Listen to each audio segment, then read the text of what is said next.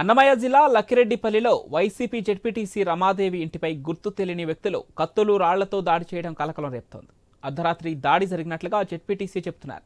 ముఖానికి మాస్కులు ధరించిన కొందరు వ్యక్తులు ఇంటి ఆవరణలోకి చొరబడ్డారనేది జెడ్పీటీసీ వాదన.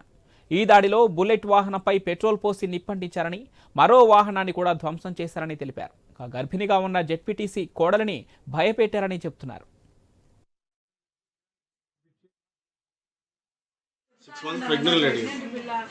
నా పొట్టకాలు తీసి కొట్ట ఎన్నిసార్లు వచ్చి మీ కాలు పట్టుకుంటాను అంటే ఇప్పుడు ఎన్నిసార్లు కాలు పట్టుకుంటా అంటే హోంశాఖ రెస్పాన్స్ లేదు వాళ్ళు ఫోన్ చేసింటే ఇప్పటికీ ఇంత గొడవ జరిగింది. ఇద్దరు కానిస్టేబుల్ కూడా ఇంటికి వెళ్ళారు.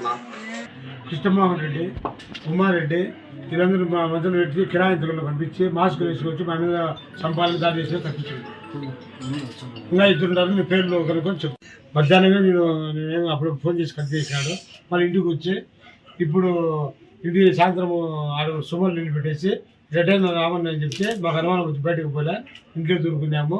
కత్తులు కడాలు తీసుకొని కట్టెలు తీసుకొని వచ్చి మా భార్య గట్టిగా వచ్చి మా భార్యను కూడా బయటకు తోసుకొని వచ్చి లోపల కొట్టవేసారు, నలకపోయినారు. ఇంట్లో పోయి వాకిలు వేసుకున్నాము. వాకిలు వేసుకున్న తర్వాత ఇంటి చుట్టుకొని మొత్తం ఇంట్లో ఫర్నిచరు, టీవీ అన్ని పనుగొట్టేసి మా ఆడవాళ్ళు మా కోడలను మా భార్యను నా భార్యను కొట్టేసి వాళ్ళు మళ్ళీ ఫరారైనారు. ఊళ్ళో వాళ్ళని చూసారు, ఊళ్ళో వాళ్ళ పిల్లలను కూడా కొట్టారు.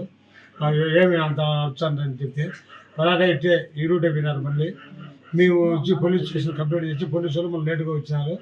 మళ్ళీ ఇప్పుడు రామన్నారు.